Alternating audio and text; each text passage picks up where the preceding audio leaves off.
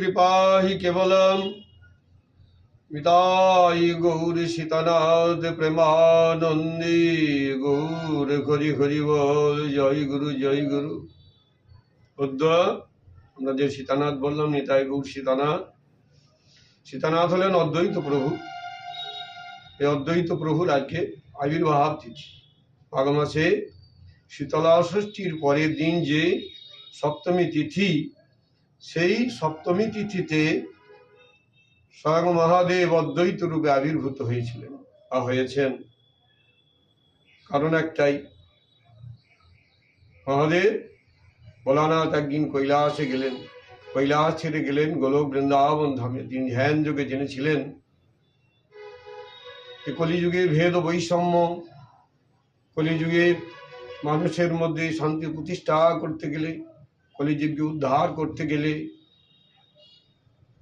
দুঃখ দুর্দশা মলিন দশা দেখে তিনি চিন্তিত হয়ে ধ্যান যোগে বুঝতে পারলেন একমাত্র গোলক বিহারী হরি যদি নবদ্বীপ ধামে ধরাধামে অবতীর্ণ হয়ে নাম প্রেমের বন্যায় প্লাবন এনে জীব উদ্ধার করতে পারেন তবেই সম্ভব, আমার দ্বারা সম্ভব নয়। তাই একদিন মহাদেব গিয়েছিলেন বৃন্দাবন ধামে, গোলক বৃন্দাবন ধামে উপনীত হয়ে করজোড়ে গোবিন্দকে সেই কথা বললেন যে প্রভু, আপনি কলিজীবের একমাত্র গতি, আপনি যদি কলিযুগ পাবন হয়ে ধরাধামে অবতীর্ণ হন তাহলে আপনার দ্বারাই সম্ভব কলিজীবের দুঃখ দুর্দশা মলিন করা বা তাদের যে দৈন দুঃখ দুর্দশা তাদের মধ্যে ভেদ বৈষম্য দূর করার গতি হবে না।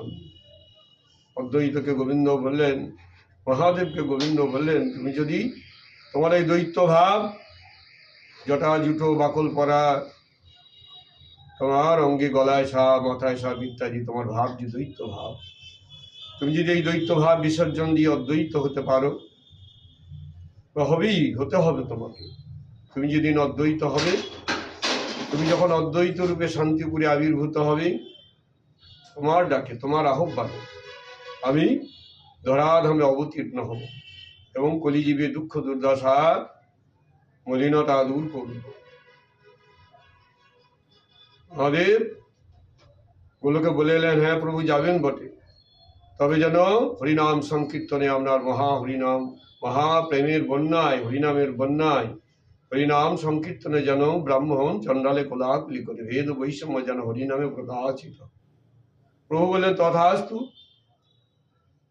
মহাদেব ফিরে এলেন, পার্বতীকে সব কথা বললেন। পার্বতী বললেন আমিও যাব, আমিও প্রভুর সেবায় নিমগ্ন হব শান্তিপুরে গিয়ে।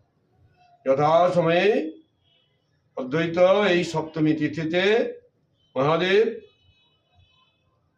অদ্বৈত রূপে আবির্ভূত হলেন এবং যথাসময়ে প্রভুর কথা মতো প্রভু বলেছিলেন, তোমার নিবেদন করা তুলসী যখন উজানে যাবে সেই দিন জানবে আমি এই মর্তেই নবদ্বীপ ধামে অবতীর্ণ হয়েছে মায়াপুরে। মহাদেব যথাসময়ে গোবিন্দের কথা মতো শান্তিপুরের ঘাটে গঙ্গা জলে প্রত্যহ প্রভাতকালে 3 পত্র করে নম ভগবতী বাসুদেবায় গোবিন্দায় নম বলে 3 পত্র করে তুলসী অর্পণ করতে থাকেন।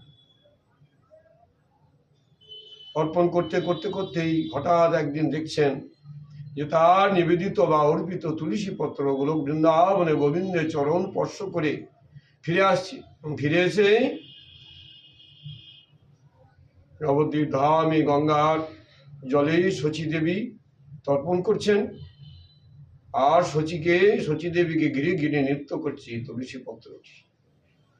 এই প্রদক্ষিণ করতে করতে করতে হঠাৎ যখন শচী দেবী অঞ্জলি ভরে গঙ্গা জল পান করছেন তর্পণ অন্তে, তখন সেই তুলসী পত্র শচী সিন্ধু গর্ভ মাঝে প্রবিষ্ট হল।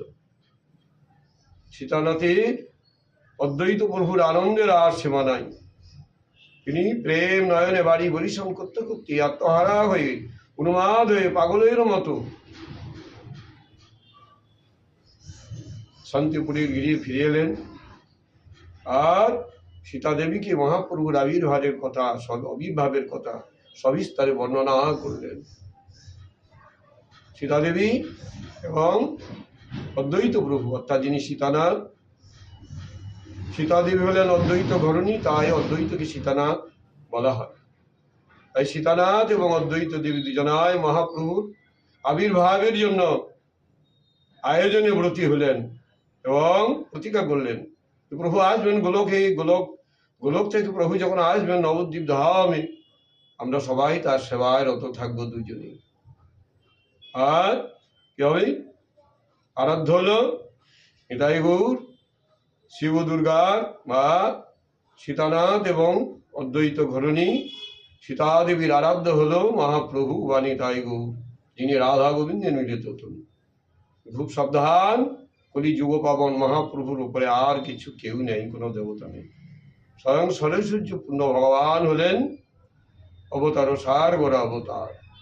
তাকে অবতার বলা হয় না, তিনি অবতরী, সর্ব অবতারময় চৈতন্য গোসাই বা গৌরাঙ্গ গোসাই। হয় ঠাকুর নয়নানন্দতে ভনে, সেই তো সকলই জানে, কেউ যদি গৌরাঙ্গ করে সাহায্য। গৌর জানলে সব জানা হয়, গৌর ভজলেই সব ভজা হয়, আর কোনো দেবদেবীর আরাধনা করতে হয়। রাধা গোবিন্দের মিলিত তনু গৌর হয়ে।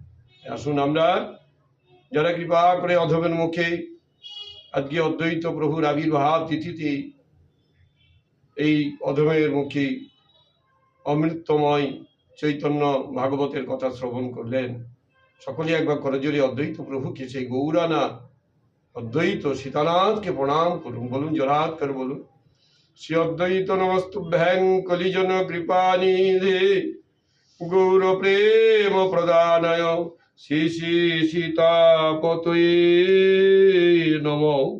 নিতাই গৌর হরি হরি হরি বল, নিতাই গৌর সীতানাথ প্রেমানন্দে গৌর হরি হরি বল।